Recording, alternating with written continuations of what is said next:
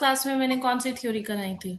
Ma'am आपने schools पढ़ाए थे, उसमें हम्म। मल्टीपल थ्योरीज थी, like positive hmm. Free will hmm. Positive theory और फ्री विल थ्योरी मतलब ऑलमोस्ट सेम है। और एक न्यू ठीक। क्लासिकल कुछ था हाँ और हाँ एक हाँ हाँ हाँ।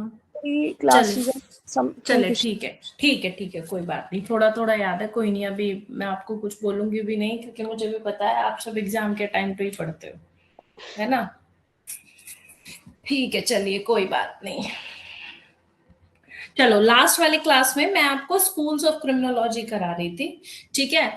जिसमें मैंने आपको कराया था pre classical school of criminology. मैं शुरू से एक बार आपको ना थोड़ा सा ब्रीफ कर देती हूँ, ताकि आप थोड़ा टच में रहें कि करवाया क्या था। Pre classical school of criminology कराया था, जिसमें डेमोनोलॉजिकल थ्योरी थी, जो अभी कुलदीप जी ने बताई, कि उस समय पे 17th 18th सेंचुरी के अराउंड ये थ्योरी आई थी। सेंट थॉमस एक्विनस थे उस समय पे, 1225 से लेके 1274 तक का इनका टाइम पीरियड था, और क्रिश्चियनिटी का डोमिनेंस था। तो ये ऐसा मानते थे कि भाई जो क्राइम है ना, वो ह्यूमन नहीं करता है, कोई भी इंसान क्राइम नहीं करता है, जस्ट बिकॉज वो बहुत ही सिंपल होता है बाय नेचर। क्राइम जो कराया जाता है उसके थ्रू जो बुरी आत्माएं होती हैं, इविल स्पिरिट होती हैं, वो क्राइम करवाती हैं, यानी एक्सटर्नल इन्फ्लुएंस जो स्पिरिट्स का होता है वो क्राइम करवाती हैं। व्यक्ति कोई भी अपने आप क्राइम नहीं करता है। ये थी डेमोनोलॉजिकल थ्योरी ऑफ क्रिमिनलिटी। उसके बाद आता है क्लासिकल स्कूल। क्लासिकल स्कूल इससे थोड़ा एडवांस हो गया, और इसमें थ्योरी दी गई फ्री विल थ्योरी। ठीक है, फ्री विल थ्योरी जो थी ये मिडिल ऑफ 18th सेंचुरी में आई थी। बैक्रिया इसके मॉडर्न क्रिमिनोलॉजिस्ट थे, जिन्होंने इस थ्योरी को दिया। इसको नेचुरलिस्टिक थ्योरी ऑफ क्रिमिनलिटी भी कहा जाता है।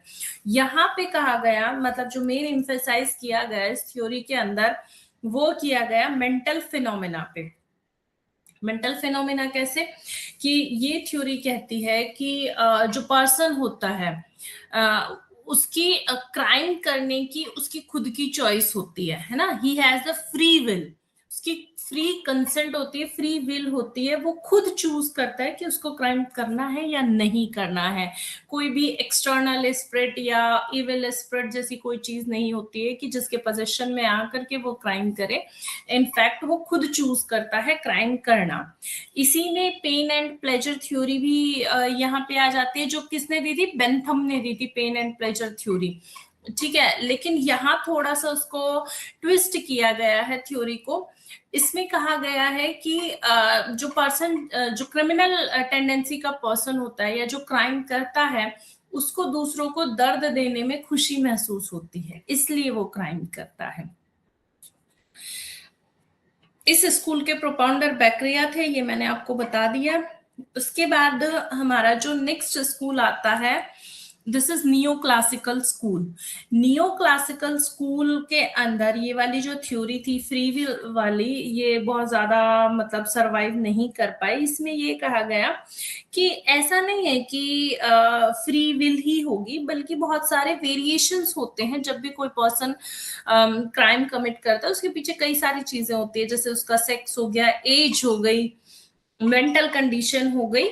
तो कई सारे अदर फैक्टर्स भी या अदर कैटेगरीज भी जो होती हैं, वो इसमें अपना रोल प्ले करती हैं। केवल फ्री विल ही सफिशिएंट नहीं है किसी को भी क्रिमिनल बनाने के लिए, ये इसमें कहा गया। उसके बाद नेक्स्ट आता है positive school. Positive school basically हम कह सकते हैं कि ये एक तरीके से ना थोड़ा सा एडवांस था। एडवांस कैसे था कि इसके जो प्रोपाउंडर थे, यहाँ पे क्रिमिनोलॉजी को ना एक तरीके से बिहेवियरल साइंस के थ्रू समझा गया। तो इसके जो मेन प्रोपाउंडर थे वो सिजेरे सिजेरे लोम्ब्रोसो 1836 से लेके 1909 तक, और एनरिको फेरी। इतना मैंने करवाया था, है ना, यही दो कराए थे। तो एनरिको फेरी, राफेल, गैरोफेलो, ये चार इसके मेन जूरिस्ट हैं या क्रिमिनोलॉजिस्ट हैं, जिन्होंने अपनी थ्योरी दी। तो पॉजिटिव स्कूल जो है, अब आपने जैसे जूरिस्प्रूडेंस में भी पढ़ा था ना, पॉजिटिव स्कूल थोड़ा सा एडवांस था, एनालिटिकल था। एनालिटिकल स्कूल ऑफ लॉ याद है ना आपको? जूरिस्प्रूडेंस में यस मैडम। Yes madam. है ना, याद है? तो जो एनालिटिकल स्कूल था, who was the founder of analytical school? किससे रिलेटेड था? बेंथम तो है, हाँ, लेकिन जो मेन एक्सपोनेंट है अदर देन बेंथम और कौन कौन है? ऑस्टिन। पॉजिटिव स्कूल के, हाँ जी, जॉन ऑस्टिन। ठीक है, बेंथम तो है ही है, no doubt, but John Austin इसके मेन एक्सपोनेंट है। उनको फादर ऑफ इंग्लिश जूरिस्प्रूडेंस भी कहा जाता है, जॉन ऑस्टिन को। ठीक है, तो पॉजिटिव, अब जॉन ऑस्टिन कैसे थे? एनालिटिकल थिंकर थे, है ना? सेम वैसे ही इसके जो जितने भी क्रिमिनोलॉजिस्ट हैं वो भी एनालिटिकल थिंकर की तरह ही हैं, इसीलिए एनालिटिकल थिंकिंग है, दैट्स वाई इन्होंने ना जो ज्यादा एडवांसमेंट दिया या मेन एम्फेसाइज किया है वो किया है बिहेवियरल साइंस के ऊपर, कि भाई बिहेवियर कैसा होगा। तो ये कहते हैं कि जो वो क्रिमिनलिटी है, ठीक है, क्रिमिनलिटी एक तरीके से किसी भी पर्सन का ना, क्रिमिनलिटी के पीछे कई सारे कारण होते हैं, या इन्होंने बेसिकली चार डिफरेंशिएशन बताए हैं, या 4 कैटेगरीज में क्रिमिनलिटी को डिवाइड किया है। एक तो होता है फिजिकल क्रिमिनल टाइप, जो देखने में ही ऐसा आपको जनरली होता नहीं है कि किसी को देख के ही लगता है कि ये तो क्रिमिनल सा लग रहा है ना, दूर से देख के आपको फीलिंग आती है कि ये तो थोड़ा क्रिमिनल टाइप है, मतलब उसकी फिजिकल अपीयरेंस होती है। तो एक तो इन्होंने बताया कि फिजिकल क्रिमिनल टाइप, दूसरा मेंटल क्रिमिनल टाइप जिनकी मेंटेलिटी ही क्रिमिनल होती है, एक साइकोपैथ टाइप बताया इन्होंने, जो जैसे हम जिनको बोल देते हैं कि ये तो साइको है, थोड़ा सनकी है। फिर एक इन्होंने बताया सोशियो इकोनॉमिक डिसएडवांटेज टाइप, मतलब जिनको सोसाइटी में डिसएडवांटेज मिली है, या सोसाइटी में वो स्टेटस नहीं मिला जो मिलना चाहिए था, उनके आसपास का माहौल इस तरीके का है जो क्रिमिनल प्रवृत्ति का है, तो तब इस तरीके के जो लोग हैं वो क्रिमिनल कैटेगरी के अंदर आ जाते हैं। ये इन्होंने 4 टाइप बताया। अब जो मेन एक्सपोनेंट है इस स्कूल के वो सिज़ारो लोम्ब्रोसो, राफेल गैरोफेलो और एनरिको फेरी है।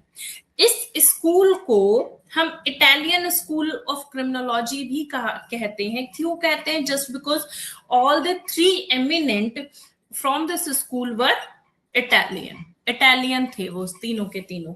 ठीक है, सिज़ेरो भी और राफेल भी और एनरिको भी, तीनों के तीनों इटालियन थे, इसलिए इसको हम इटालियन स्कूल ऑफ क्रिमिनोलॉजी भी बोलते हैं, पॉजिटिव स्कूल को। सिज़ेरो लैम्ब्रोसो जो है, इनको इन्होंने कहा है कि भाई जो क्रिमिनल होते हैं ना, वो एक तरीके से उनकी पर्सनालिटी ही क्रिमिनल वाली होती है, मतलब फिजिकल अपीयरेंस के बारे में इन्होंने कहा। और इन्होंने कई पार्ट्स में क्रिमिनल्स को डिवाइड किया। एक तो इन्होंने दी थ्योरी ऑफ एटेविज्म या ट्रेट्स ऑफ एंसेस्टर्स, जो कि अपने एंसेस्टर्स से वो क्रिमिनलिटी वाला ट्रेट्स लेकर के पैदा होते हैं उनकी। मैम ये जो पॉजिटिव पढ़ा रहे हो आप, ये न्यू क्लासिकल में आएगा या अलग से है पॉजिटिव? नहीं, ये अलग है। न्यू क्लासिकल स्कूल अलग है, क्लासिकल स्कूल अलग है, और प्री क्लासिकल स्कूल अलग है। प्री क्लासिकल का मतलब है जो क्लासिकल से पहले वाला स्कूल था। तो सारा आपने पहले करा दिया था। न्यू क्लासिकल हाँ, न्यू क्लासिकल भी, ये भी मैंने आधा करा दिया था। पॉजिटिव स्कूल भी, अगर आपको याद हो तो मैंने सिज़ेरो को मैंने पढ़ा दिया था, और मैंने पढ़ाया था, बस सिज़ेरो का आगे नहीं पढ़ाया था। अच्छा, सिज़ेरो के बाद नहीं पढ़ाया था, चलिए कोई बात नहीं, अब पढ़ा दो। ठीक है, हाँ, तो सिज़ेरो को ही मैं एक बार रिपीट करवा दे रही हूँ कि एक तो इन्होंने थ्योरी दी थी, थ्योरी ऑफ एटेविज्म, जिसका मतलब होता है कि जो क्रिमिनल्स होते हैं ना, दे आर बोर्न क्रिमिनल्स। कुछ criminals, not all the criminals, some of the criminals are born criminals, या some of the criminals are by birth criminals, मतलब जब वो पैदा होते हैं वो कुछ ट्रेट्स जो हैं, पर्सनालिटी ट्रेट्स, अपने एंसेस्टर्स से लेकर के आते हैं। एंसेस्टर्स से कैसे लेकर के आते हैं कि जब प्रिमिटिव सोसाइटी थी, प्रिमिटिव सोसाइटी में जो पर्सन थे, उस समय के जो लोग थे, वो जंगलों में रहते थे, तो माइंड हमेशा अलर्ट मोड में रहता था, शिकारी प्रवृत्ति होती थी मनुष्यों की, तो वहां से वो अपने पूर्वजों से वो ट्रेट्स लेकर के पैदा होते हैं, इसलिए वो क्रिमिनल नेचर के होते हैं। ठीक है। दूसरा इन्होंने बताया कि दूसरे टाइप के क्रिमिनल्स होते हैं इनसेन क्रिमिनल्स, मतलब जो जिनको थोड़ी बहुत मेंटली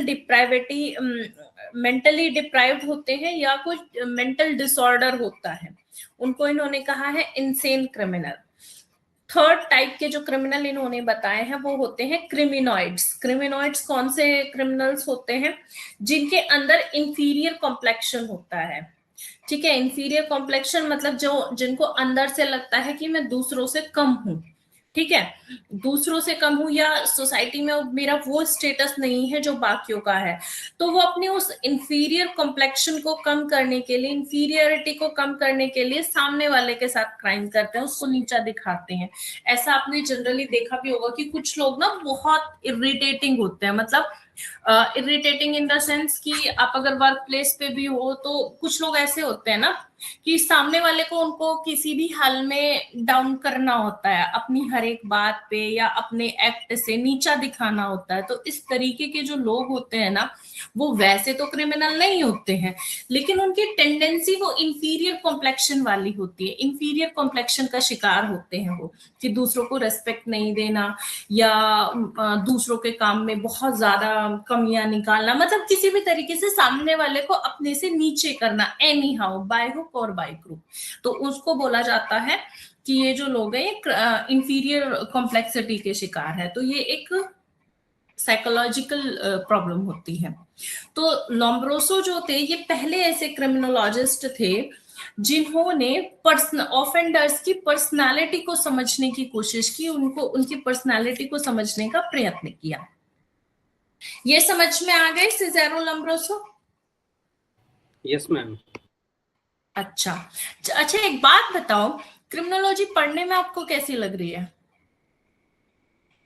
ये सही लग रहा मुझे। भाई इंटरेस्टिंग है क्रिमिनोलॉजी। लेबर लॉ भी पढ़ा देना मैडम आप। अच्छा, नहीं लेबर लॉ मैं नहीं पढ़ाऊंगी भाई, लेबर लॉ दो मुझे चार खुद पढ़े लेक्चर हुए हैं जी, पढ़ा देना, करवा देना। बाकी पढ़ा तो अच्छा। पुलिस वाले तो नहीं पढ़ा रहे ना।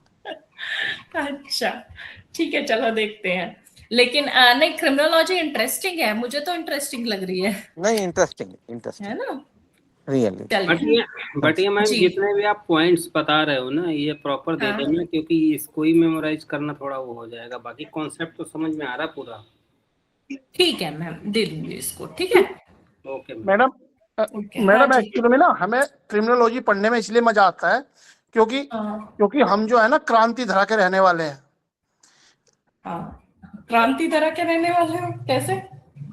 तो मेरठ को क्रांति धरा बोलते हैं ना, तो चौधरी चरण सिंह यूनिवर्सिटी के स्टूडेंट हैं हम। अच्छा, हाँ, ये भी बात सही है। तो इसलिए जो है ना, जो हमारा जो एरिया है इसमें क्राइम का रेट जो है ज्यादा है।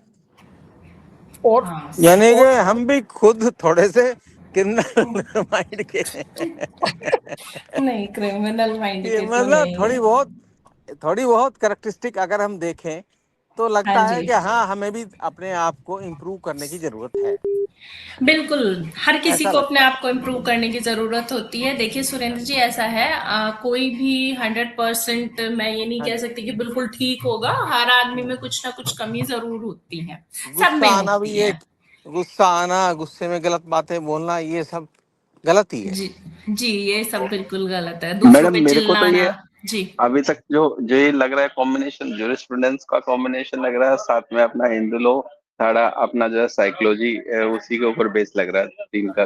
बाकी थोड़ा सा मतलब क्रिमिनल एक्टिविटी देखो, चौथा पार्ट, चार पार्ट। जो बिल्कुल बिल्कुल यशवी जी, आप सही कह रहे हो, लेकिन जो जूरिस्प्रूडेंस का जो पार्ट है ना, वो केवल स्कूल से ही है लिंक जो है। आगे जब आप इसके रीजंस ऑफ क्राइम पढ़ोगे तो मुझे जो ज्यादा लगता है ना, वो ये साइकोलॉजी से रिलेटेड लगता है, क्योंकि यहाँ क्रिमिनल्स की साइकोलॉजी को ही स्टडी किया गया है basically.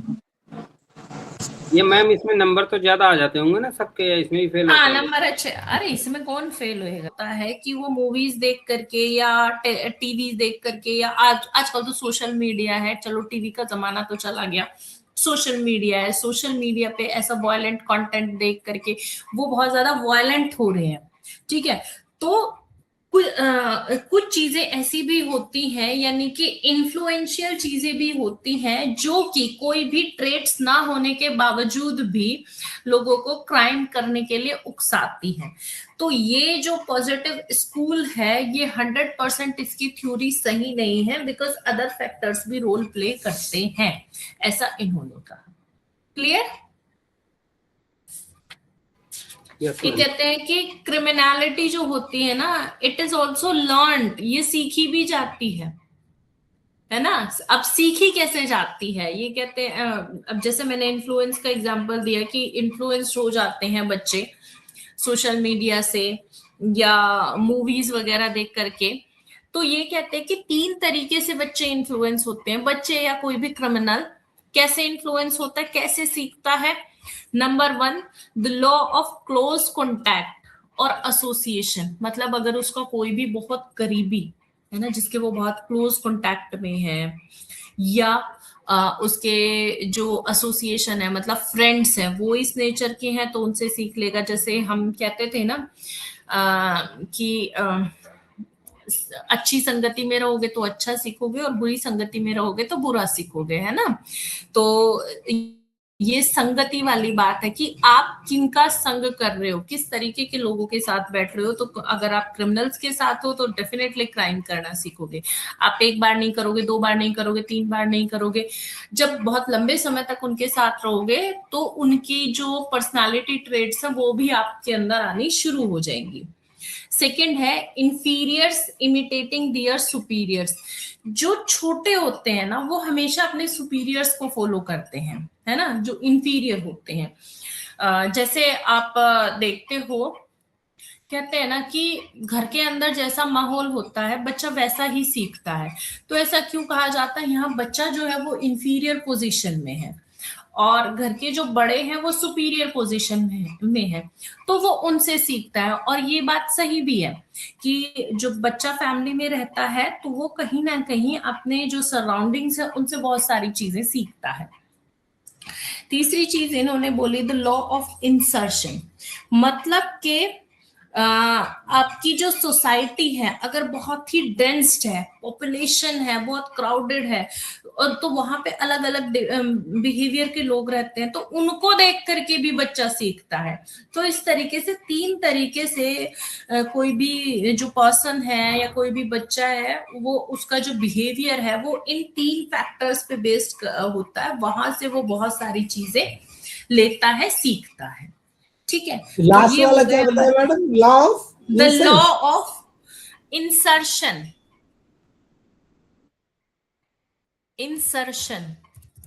The law of insertion. ठीक है। आसपास की चीजों से, पॉपुलेशन से सीखना।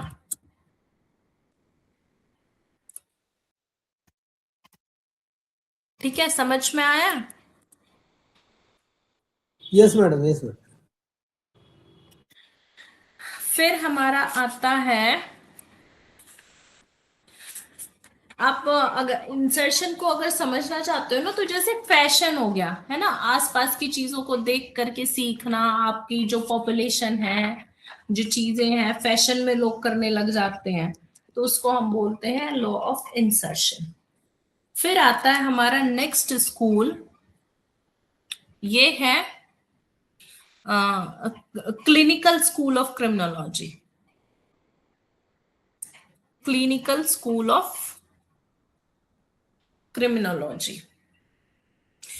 क्लिनिकल स्कूल क्या कहता है? क्लिनिकल स्कूल जो है ना, ये बेसिकली ह्यूमन नेचर के इमोशनल एस्पेक्ट को स्टडी करता है। अब यहाँ पे जो इसके इंपॉर्टेंट जूरिस्ट है वो है प्रोफेसर गिलिन। प्रोफेसर गिलिन ये कहते हैं कि कोई भी ऑफेंडर होता है या कोई भी अगर क्रिमिनल होता है, तो वो एक तो बायोलॉजिकल इनहेरिटेंस तो उसकी होती ही होती है, साथ में कंडीशनिंग भी वैसी ही होती है। मतलब उसकी लाइफ के जो एक्सपीरियंसेस होते हैं या आसपास की जो चीजें हैं उसकी कंडीशनिंग उस तरीके से हुई होती है कि वो क्रिमिनल नेचर का बन जाता है। तो क्लिनिकल स्कूल ये कहता है कि किसी भी व्यक्ति के क्रिमिनल बनने में उसकी अदर फैक्टर्स भी बहुत इंपॉर्टेंट होते हैं, मतलब उसकी कंडीशनिंग कैसे हो रही है, उसका पालन पोषण किस तरीके से किया जा रहा है, ये भी डिपेंड करता है। कोई पर्सन अगर जो सपोज अगर कोई बायोलॉजिकल ट्रेट्स लेकर के पैदा हुआ है, ठीक है, उसके जो ट्रेट्स हैं, जैसे कि पहले सिज़ेरो ने कहा था कि कोई भी व्यक्ति क्रिमिनल कब हो सकता है, जब बाय बर्थ ही वो इस तरीके के फिजिकल ट्रेट्स लेके पैदा होता है, यानी कि थ्योरी ऑफ एटेविज्म।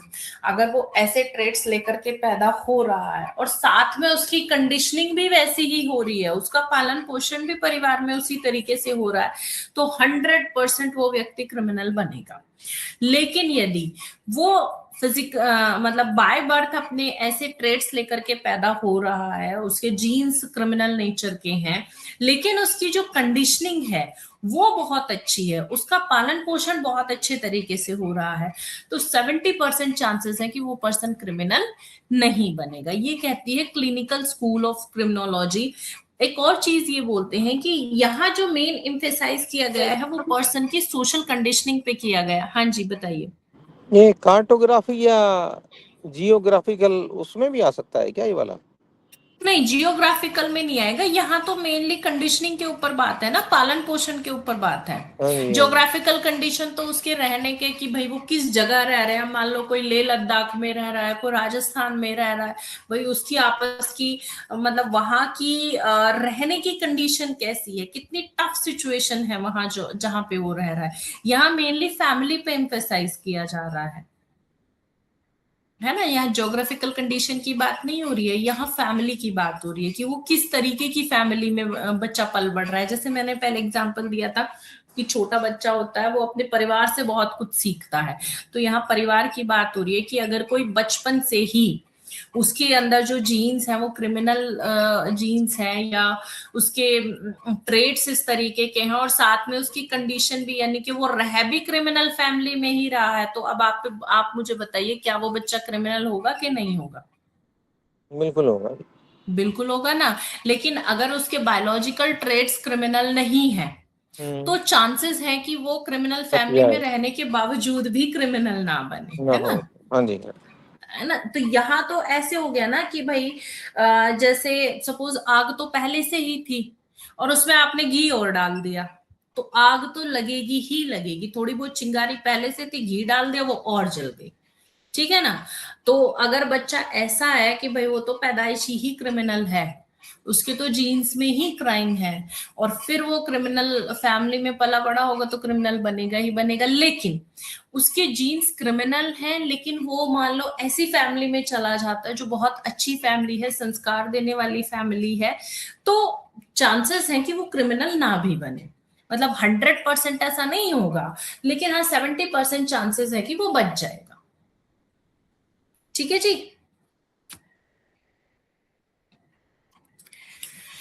अब ये थ्योरी एक और चीज बोलती है कि कई बार ऐसा भी होता है, हाँ इस स्कूल ने ना पता है एक ट्रेंड शुरू किया रिफॉर्मेशन का। ये जो थ्योरी इन्होंने दी क्लिनिकल स्कूल की, क्लिनिक मतलब जहां ठीक किया जा सके, तो ये स्कूल ये कहता है कि अगर बच्चे की कंडीशनिंग आप अच्छी करेंगे तो वो रिफॉर्म भी हो सकता है। मतलब रिफॉर्मेटिव थ्योरी जो है कि कुछ क्रिमिनल्स ऐसे होते हैं जिनको हम रिफॉर्म कर सकते हैं, वो बेसिकली इस क्लिनिकल स्कूल से आई है। ठीक है, क्लियर?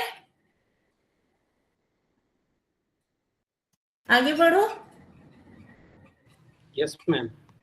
चलिए, उसके बाद आता है हमारा sociological school of criminology. Sociological school of criminology,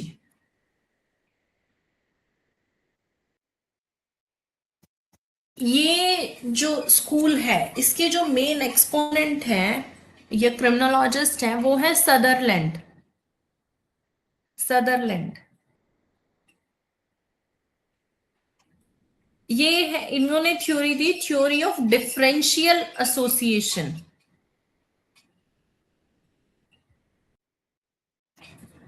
differential association theory of differential association.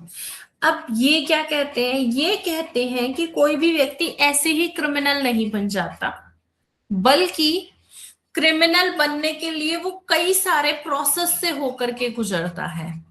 ठीक है, कोई भी एक घटना या कोई भी एक फैक्टर किसी भी व्यक्ति को क्रिमिनल नहीं बनाता है, बल्कि उसके पीछे बहुत सारी एक तरीके से चेन होती है जो उसको क्रिमिनल बनाती है। ये कहते हैं कि जो ह्यूमन पर्सनालिटी है और कल्चर है वो डायरेक्टली रिलेटेड है किसी भी क्रिमिनल के किसी भी पर्सन के क्रिमिनल बनने या ना बनने से। मतलब जब चेन ऑफ सर्कमस्टांसेस इस तरीके से एसोसिएट होती हैं तब वो जाके पर्सन जो है वो क्रिमिनल बनता है। इसको एक और नाम दिया गया है rational school of criminology. Rational school of criminology, इसको सीधे से शब्दों में समझते हैं। इसको हम ये भी कह सकते हैं थ्योरी ऑफ डिफरेंशियल एसोसिएशन को कि मल्टीपल फैक्टर थ्योरी भी हम इसको कह सकते हैं। कैसे कह सकते हैं? ये कहता है जो सदरलैंड है कि भाई कोई भी व्यक्ति है उसका क्रिमिनल बनना केवल एक फैक्टर पे डिपेंड नहीं करेगा। मतलब सपोज अगर कोई भी पर्सन है वो बाय बर्थ क्रिमिनल नहीं है ना, तो ऐसा नहीं होगा कि वो क्योंकि क्रिमिनल परिवार में रह रहा है तो वो क्रिमिनल हो जाए, ऐसा नहीं हो सकता। उसको क्रिमिनल बनाने में कई सर्कमस्टांसेस होंगे, एक पूरी चेन ऑफ सर्कमस्टांसेस होंगी, कई सारे फैक्टर्स होंगे कि भाई वो क्रिमिनल फैमिली में पल बढ़ रहा है, जरूरी नहीं क्रिमिनल बन जाए, लेकिन अगर उसी क्रिमिनल फैमिली के जो लोग हैं उनका मर्डर कर दिया जाए या उसके आसपास वाले लोग उसको जरूरत से ज्यादा परेशान करें या माहौल इस तरीके का बन जाए, तो एक पूरी चेन ऑफ सर्कमस्टांसेस जब अटैच होंगी, उसके साथ कंडीशंस इस तरीके की होंगी, तब वो व्यक्ति क्रिमिनल बनेगा। अदरवाइज कोई एक फैक्टर किसी भी व्यक्ति को क्रिमिनल नहीं बनाता है, ये थ्योरी कहती है। बताओ क्लियर हुआ कि नहीं हुआ? हेलो, ये सोसाइटी से कनेक्टेड है ना एक तरीके से। हाँ जी, सोसाइटी से कनेक्टेड। मैडम ये ऐसी है जैसे एग्जांपल के तौर पे, जैसे मान लो एक बच्चा है घर के अंदर, हाँ तो उसको परिवार में बता दिया भाई अगर आप बाहर निकलोगे मोटरसाइकिल लेके तो आपको कोई नहीं छेड़ेगा। पीछे लिख दिया, बोला वो नंबर प्लेट की जगह जो है जाति का नाम लिख दिया, और पीछे लिख दिया जाट के 2 ठिकाने ठेके या थाने, है ना? ठीक है। तो उससे क्या पता चलेगा कि भाई हाँ अब उस बच्चे के दिमाग में बैठ गया भाई तुझे कोई नहीं छेड़ेगा अपना जो है। हाँ, तो ये क्रिमिनल माइंड वहां से पैदा होता है। बिल्कुल, और फिर वहां एक पूरी चेन अगर उसके साथ लग जाए, है ना, बता दिया भाई तेरा बापू पुलिस में इंस्पेक्टर है, तुझे कोई नहीं छेड़ेगा, जा। फिर वो बापू की पिस्टल लेके बापू को ही मार देता है। जी। मतलब मेन जो है वो दिमाग में बैठा दिया गया है कि भाई बिल्कुल आप जो हो ये हो, और आप जो हो आपको कोई नहीं छेड़ सकता। अगर किसी ने छेड़ दिया तो वो यहीं मिलेगा बोला अगले दिन। जैसे पुलिस वाला फॉर्च्यूनर गाड़ी या स्कॉर्पियो को नहीं रोकता। हाँ, और हाँ बिल्कुल हाँ जी, बिल्कुल। ये जो पॉजिटिव में जो इससे पहले बताया था, तो आपने ज्योग्राफी पहले बताया था, तो मतलब वो ज्योग्राफी का एरिया ऐसा है जो चंबल हो गया, वहाँ पे सब लोग मतलब अपना जीवन यापन के लिए यही उल्टे सीधे काम करते हैं, डकैती डालते हैं, तो उसका एग्जाम्पल हो गया। दूसरा आपने बताया जीन्स वाला, जीन्स के अंदर अगर जो है फैमिली के अंदर एटमोस्फेयर ही ऐसा है, मतलब पूरे फैमिली क्रिमिनल एक्टिविटी में इन्वॉल्व है, तो वो उसका इम्पेक्ट आएगा आगे। और ये थर्ड वाला जो आपने बताया है कि कोई ना किसी कारणवश मतलब उसको माहौल ऐसा क्रिएट कर दिया गया है या उस पर अननेसेसरी का दबाव बनाएगा, जैसे किसी भी पशु को या कुत्ते को भी बार बार परेशान करेंगे तो वो काटने को दौड़ता है, तो सेम कंडीशन में मतलब अगर उसको विवश किया जाएगा क्राइम करने के लिए तो वो करेगा। हाँ जी, बिल्कुल। ये वाला थर्ड वाला किस कंडीशन में आएगा? कौन से वाला? जो लॉ ऑफ इंसर्शन वाला? हाँ, मतलब जिसमें जो है प्रेशराइज किया जाता है, मतलब उसको जरूरत से ज्यादा परेशान किया जाता है, वो इरिटेट होकर क्राइम करता है। ये तो इसके क्रिटिसिज्म में आएगा ना। अच्छा, क्रिटिसिज्म में आएगा। क्रिटिसिज्म में मैं बताती हूँ, देखो क्रिटिसिज्म जो इसका किया है वो गैब्रियल ट्रेड ने किया है। इन्होंने ये कहा है क्रिटिसिज्म करते हुए कि भाई आप जो बोल रहे हो ना, पॉजिटिव स्कूल के जितने भी जो क्रिमिनोलॉजिस्ट हैं, कि भाई आप ये कह रहे हो कि सिजेरो ने बेसिकली जो बायोलॉजिकल ट्रेट्स हैं उनके ऊपर बात की कि तब वो व्यक्ति क्रिमिनल होगा, है ना। एनरिको ने ये कहा कि भाई आपके जो ज्योग्राफिकल कंडीशंस हैं उनकी वजह से कोई क्रिमिनल होगा। राफेल ने ये कहा कि भाई इन्वायरमेंट की वजह से क्रिमिनल होगा, है ना। तो केवल यही सफिशिएंट नहीं होते, बल्कि अदर फैक्टर्स भी इंपॉर्टेंट रोल प्ले करते हैं। अदर फैक्टर्स इंपॉर्टेंट रोल कैसे करते हैं कि कोई व्यक्ति इन्फ्लुएंस होकर के भी क्राइम करता है, ठीक है ना, दूसरे लोगों को देख करके भी क्राइम करता है। कैसे देख करके करता है कि भाई कोई क्लोज कांटेक्ट में कर रहा है उससे इन्फ्लुएंस हो गया, कोई उससे सुपीरियर अगर कर रहा है उससे इन्फ्लुएंस हो गया, उसके आसपास में या सपोज मतलब उसके आसपास वाले जो लोग हैं जहां वो रह रहा है उसका माहौल उस तरीके का है, वहां कोई क्राइम कर रहा है तो वो इन्फ्लुएंस हो गया। ये होता है लॉ ऑफ इंसर्शन, ठीक है। Hello, okay madam, okay madam. ठीक है ना, मतलब एक तरीके से शॉर्ट टर्म बिहेवियर उसका इन्फ्लुएंस हो जाता है। तो ये हो गया। फिर उसके बाद हमने पढ़ा है क्लिनिकल स्कूल, इसको तो क्लिनिक से याद रख लेना। फिर आ गया हाँ, फिर हमारी नेक्स्ट आती है control theory, control theory of crime. Control theory कैसे है? ये दी है कंट्रोल थ्योरी डर्किम ने, मेन प्रोपाउंडर इस थ्योरी के डर्किम है। ये कहते हैं कि क्राइम पता है कब जनरेट होता है? जब सोशल और पर्सनल कंट्रोल जो होता है वो वीक हो जाता है। मतलब स्टेट जो है, जब स्टेट कंट्रोल करने में लोगों के बिहेवियर को कंट्रोल करने में जब फेल हो जाता है ना, तब क्राइम होता है। ये डर्किम कहते हैं। कंट्रोल थ्योरी बेसिकली कहती है कि स्टेट जो है उसको कंट्रोल करना चाहिए क्राइम को, अगर वो कंट्रोल करने में फेल हो गया तो क्राइम बढ़ता है। सही भी है, गलत भी नहीं है। यानी कि सोशल कंट्रोल जो है ना, अगर सोशल कंट्रोल स्ट्रॉन्ग है, ठीक है, तो क्राइम नहीं होगा। पर्सनल कंट्रोल भी होना चाहिए और सोशल कंट्रोल भी होना चाहिए। जब दोनों कंट्रोल स्ट्रॉन्ग होंगे तो क्राइम नहीं होगा। अगर दोनों में से कोई एक भी कंट्रोल लूज हो जाता है तो क्राइम होगा। ठीक है, क्लियर? ये मैम सोशल और कौन दूसरा क्या बताया आपने? सोशल कंट्रोल और social control and personal control.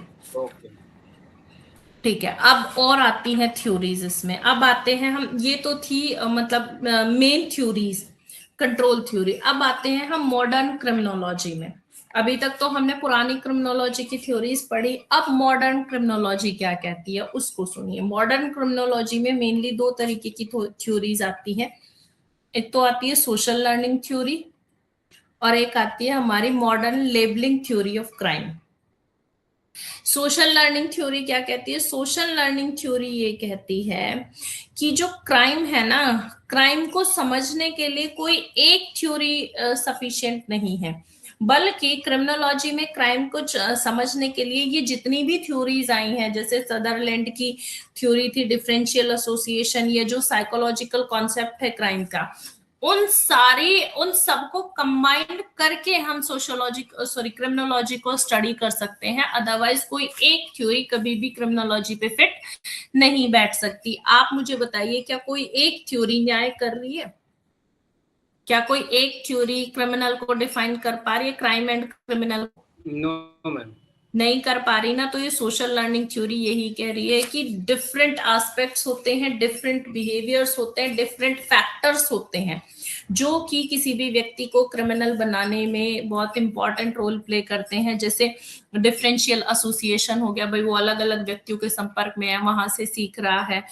किसी भी इंडिविजुअल के खुद के वैल्यूज एंड परसेप्शन, उसके अपने वैल्यूज की, भाई उसकी वो क्या सोचता है, वो क्या समझता है, वो किन वैल्यूज को फॉलो करता है, उसके अपने वैल्यूज क्या है। हर व्यक्ति के अपने कुछ नियम कानून होते हैं, अपना बिलीफ सिस्टम होता है, अपने वैल्यूज होते हैं। तो वो भी इंपॉर्टेंट रोल प्ले करते हैं। तीसरा आता है इंडिविजुअल्स के अपने खुद के एक्सपीरियंस, कि उसको खुद कैसे एक्सपीरियंसेस मिले हैं बाहर से, वो भी इंपॉर्टेंट रोल प्ले करते हैं। फिर आता है इंडिविजुअल्स की अपनी ऑब्जर्वेशन, की वो सिचुएशन को किस तरीके से ऑब्जर्व करता है। तो ये जो चीजें हैं वो एक इंपॉर्टेंट रोल प्ले करती हैं किसी भी व्यक्ति को क्रिमिनल बनाने में। अपनी ऑब्जर्वेशन भी आप उसके, क्योंकि खुद के भी तो कोई भी सिचुएशन हुई है, डिफरेंट डिफरेंट पर्सपेक्टिव होते हैं, क्योंकि सबका माइंड अलग अलग है, तो हर माइंड हर एक इंफॉर्मेशन को या सिचुएशन को अलग तरीके से प्रोसेस करता है। हो सकता है जो मेरे लिए सही हो वो आपके लिए सही ना हो, या जो आपके लिए सही हो वो मेरे लिए गलत हो, तो अलग अलग पर्सपेक्टिव होते हैं। तो ये अदर फैक्टर्स भी इंपॉर्टेंट रोल प्ले करते हैं क्रिमिनल बनाने में। इसको कहते हैं social learning theory. Social learning theory जो मेन फोकस करती है वो सोशल बिहेवियरल अप्रोच पर करती है। क्लियर? क्लियर हो गया जी? Yes ma'am. फिर आती है modern labelling theory of crime. Labelling, label से लेबलिंग, ये वाली जो थ्योरी है इसको प्रोपाउंड किया था टेनबॉम ने, टेनेनबॉम 1938 में। 1938 में ये कहते हैं कि किसी भी ऑफेंडर को जो ट्रीट किया जाता है उसको टैग करना, डिफाइन करना, या आइडेंटिफाई करना, या सेग्रीगेट करना, या डिस्क्राइब करना, यानी कि कोई लेबल दे देना, बहुत हेल्पफुल होता है ऑफेंडर के ट्रीटमेंट में। लेबलिंग करना कि भाई ये जो ऑफेंडर है ये हैबिचुअल ऑफेंडर है, ये जो ऑफेंडर है ये फर्स्ट टाइम ऑफेंडर है, ये वाला जो ऑफेंडर है ये इस बेचारे से गलती से हो गया है ना भाई, मिस्टेकनली क्राइम हुआ, ये जो ऑफेंडर है ये ओकेजनल ऑफेंडर है कि क्राइम करता नहीं था या इसकी मेंटेलिटी नहीं है, हो गया। तो ये इस तरीके से कि क्रिमिनल्स को लेबलिंग करना उनके ट्रीटमेंट में मदद करता है।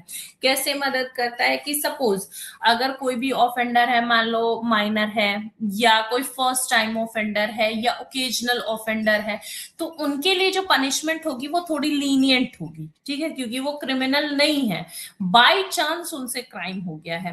लेकिन जो हैबिचुअल ऑफेंडर है, जो बाय बर्थ ही ऐसे पर्सनालिटी ट्रेट लेकर हुए हैं, मतलब उनकी आदत ही है क्राइम करने की, वो नहीं सुधरेंगे, बेसिकली ना सुधरने वाले क्रिमिनल्स, उनके लिए पनिशमेंट जो होती है वो इनहेंस्ड पनिशमेंट होती है।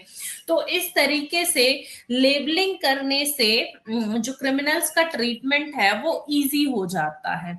तो यहाँ पे जो ये वाली जो थ्योरी है ये बेसिकली एक चीज पर और फोकस करती है, लेबलिंग थ्योरी, कि स्टेट जो है ना, स्टेट के पास पावर होती है क्राइम को कंट्रोल करने की, और इन्होंने इसको कहा है ब्रांच ऑफ कंट्रोलॉजी। कंट्रोल करने को कंट्रोलॉजी बोला है, यानी कि क्रिमिनल जस्टिस जो है ना वो पार्ट होता है सोशल कंट्रोल मैकेनिज्म का। जैसे कि स्टेट की ड्यूटी है कि वो अपने नागरिकों को एजुकेशन प्रोवाइड करे, उनकी मेंटल हेल्थ का ध्यान रखे, और उनको जो भी अदर रिसोर्सेज है वो प्रोवाइड करे, जॉब्स दे, ताकि क्राइम करने का एनवायरनमेंट ही पैदा ना हो, लोग क्राइम करें ही ना। तो ये स्टेट की रिस्पॉन्सिबिलिटी है, ये मॉडर्न थ्योरी कहती है, लेबलिंग थ्योरी बेसिकली। क्लियर हुआ? लेकिन मैडम लेबलिंग थ्योरी थोड़ा सा एडवर्स भी करती है। मान लो किसी को लेबल कर दिया तो कहता भाई मैं तो बदनाम तो हो ही गया, अब तो करता ही रहूंगा। हाँ बिल्कुल करती है, बिल्कुल करती है। इसको हम कहते भी हैं anti social behaviour, integrated theory of anti social behaviour. बिल्कुल, देखो कोई भी जो थ्योरी है ना क्रिमिनोलॉजी है, कोई भी थ्योरी एक परफेक्ट थ्योरी नहीं होती है। थ्योरी क्या है, हर किसी के अपने अपने विचार हैं कि वो किस तरीके से उस चीज को देखता है, अपना अपना नजरिया, हर किसी का नजरिया एक जैसा नहीं हो सकता ना, किसी एक का परसेप्शन एकदम परफेक्ट हो सकता है कि हाँ हम इसको एकदम परफेक्ट मान के चल सकते हैं, नहीं हो सकता। सही बात है, लेबलिंग गलत भी है और सही भी है। सही इसलिए है कि जो ओकेजनल है भाई उनसे गलती से हो गया, आप उनको अगर पूरा इनहेंस पनिशमेंट दे दोगे तो फिर हो सकता है उनकी भी टेंडेंसी क्रिमिनल वाली हो जाए। आपने सुना होगा गांव में पहले कहते थे कि भाई जो एक बार जेल चला गया ना थोड़े दिन जेल में रह लिया तो वो तो क्रिमिनल ही बनेगा। ऐसा क्यों कहते थे? क्योंकि वो देख लेता था कि पनिशमेंट की अति क्या है ना, किस लिमिट तक वो चीजों को बर्दाश्त कर सकता है, उसके अकॉर्डिंगली उसका बिहेवियर चेंज हो जाता था। तो ये लेबलिंग करना सही भी है और नहीं भी है, दोनों ही चीजें हैं। ठीक है, यस। चलिए अब यहाँ आपके स्कूल्स ऑफ क्रिमिनोलॉजी जो हैं वो हो गए हैं कंप्लीट। अब नेक्स्ट वाली क्लास में मैं आपको कराऊंगी कॉजेशन ऑफ क्राइम। कुछ पूछना है तो पूछिए। मैडम इसमें किस टाइप के क्वेश्चन पूछे जाते हैं इस किस टाइप? स्कूल से रिलेटेड? सीधे सीधे पूछे जाएगा स्कूल्स ऑफ क्रिमिनोलॉजी, बिल्कुल डायरेक्ट मैम क्वेश्चन आते हैं। स्कूल्स ऑफ क्रिमिनोलॉजी की सबकी हेडिंग बता देंगे एक बार आप, जो भी आपने पढ़ा है आज? हाँ जी बिल्कुल बता दूंगी, क्यों नहीं बताऊंगी। स्कूल्स ऑफ क्रिमिनोलॉजी में मैंने आपको बताया, देखो जो सबसे पहला स्कूल था वो था प्री क्लासिकल स्कूल।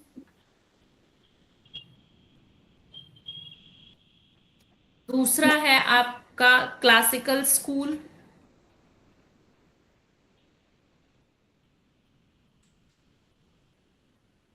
नेक्स्ट है आपका न्यू क्लासिकल स्कूल।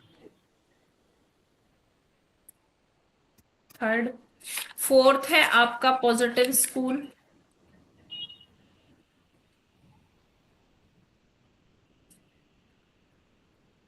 उसके बाद है आपका पॉजिटिव स्कूल के बाद क्लिनिकल स्कूल।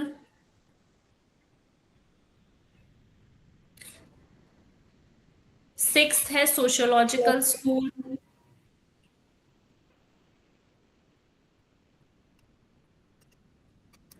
सेवेंथ है कंट्रोल थ्योरी ऑफ क्राइम।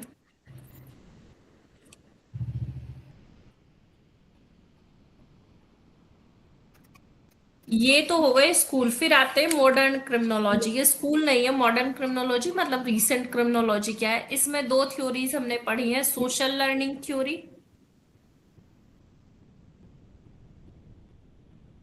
और modern labelling theory. Okay ma'am. ठीक है, बस इतना है आपका। ठीक है जी, चलिए और कोई क्वेरी किसी की? ये आगे पोजीशन ऑफ क्राइम पढ़ाओगे ना आप? कॉजेशन ऑफ क्राइम, क्राइम के कारण। पोजीशन नहीं, कॉजेशन, रीजंस क्राइम के। ठीक है, अच्छा। मैम ये रिजल्ट कब तक डिक्लेयर हो जाए? Types of school in criminology, ठीक है।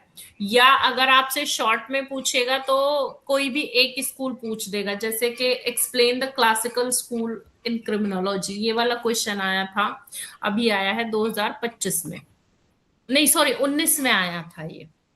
ठीक है, इस तरीके से आपसे क्वेश्चन पूछा जाएगा स्कूल पे, यानी कि या तो कोई एक क्वेश्चन पूछ लेगा, यानी एक स्कूल पूछ लेगा, या सारे स्कूल्स आपको लिखने के लिए बोल देगा। उसमें तो थोड़ा थोड़ा लिखना है, वो लॉन्ग में आएगा। यदि कोई एक स्कूल पूछा जा रहा है तो शॉर्ट में आएगा। और शॉर्ट में ही आपका आया है 2019 में methods of study of criminology. ये सीधे सीधे पूछा गया, discuss the methods of study of criminology. ठीक है,